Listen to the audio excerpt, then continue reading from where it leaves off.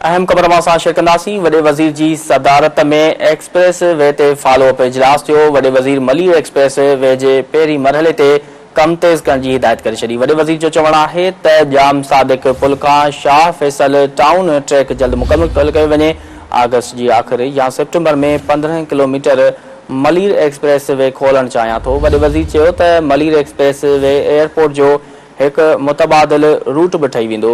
वॾे वज़ीर Murad Ali Shah Malir express way मुकमल करण जी टाइम लाइन बि घुरी वरिती आहे। वॾे वज़ीर जो चवणु हो त कंहिंखे बि सरकारी ज़मीन ते कब्ज़ो करणु न ॾिनो वेंदो। इहा अहम ख़बर आहे जेका असां शेयर करे आहियूं। वॾे वज़ीर जी सदारत में एक्सप्रेस वे ते फॉलोअप इजलास थियो। वॾे वज़ीर मलिर एक्सप्रेस वे जे पहिरीं मरहले ते कम तेज़ करण जी हिदायत करे छॾी। वॾे वज़ीर जो चवणु हो त जाम सादिक पुल खां शाह फैसल टाउन ट्रैक जल्द मुकमल कयो वञे।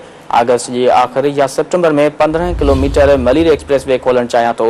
वॾे वज़ीर चयो त मलिर एक्सप्रेस वे एयरपोर्ट जो हिकु मुतबादिल रूट बि ठही वेंदो। वॾे वज़ीर सैयद मुराद अली शाह मलिर एक्सप्रेस वे मुकमल करण जी टाइम लाइन बि घुरी वरिती। वॾे वज़ीर जो चवणु हो त कंहिंखे बि सरकारी ज़मीन ते कब्ज़ो करणु न ॾिनो वेंदो। वधीक तफ़सील मालूम कंदासीं। टेलीफोन ते मौजूदु आहे कराची का चीफ रिपोर्टर फयाज़ कुरैशी। जी फयाज़, वधीक छा चवणु वॾे वज़ीर सैयद मुराद अली शाह जो?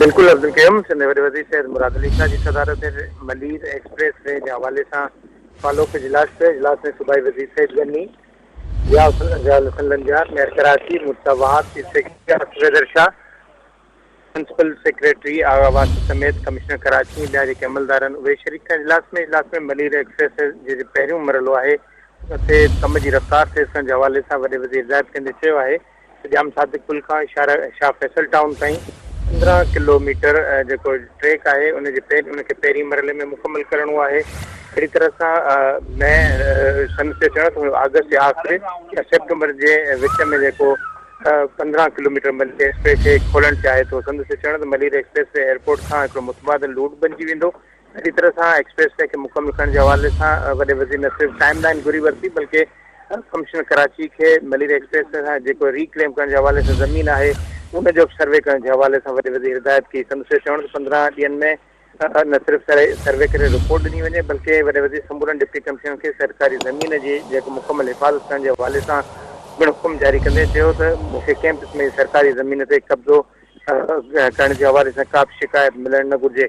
वॾे वज़ीर खे TP4 जे जेको मनसूबो आहे उनजे हवाले सां मेयर कराची मुर्तज़ा ब्रीफिंग ॾिनी ऐं संदसि चवण त वाटर बोर्ड एशियन बैंक की मदद सां TP4 जेको प्रोजेक्ट आहे उनजे हवाले सां न सिर्फ़ु कमु करे रही आहे बल्कि TP4 मनसूबो पब्लिक प्राइवेट पार्टनरशिप तहत बनायो पियो वञे। TP4 120 MIGD ट्रीटमेंट प्लांट हूंदो त उन हवाले सां TP4 जे जेके 40 MIGD रिसाइकिल पाणी स्टडीज़ खे इंडस्ट्रीज़ खे ॾिनो वेंदो। अहिड़ी तरह सां कराची इंडस्ट्रियल एरिया सां मुआदो कयो वियो।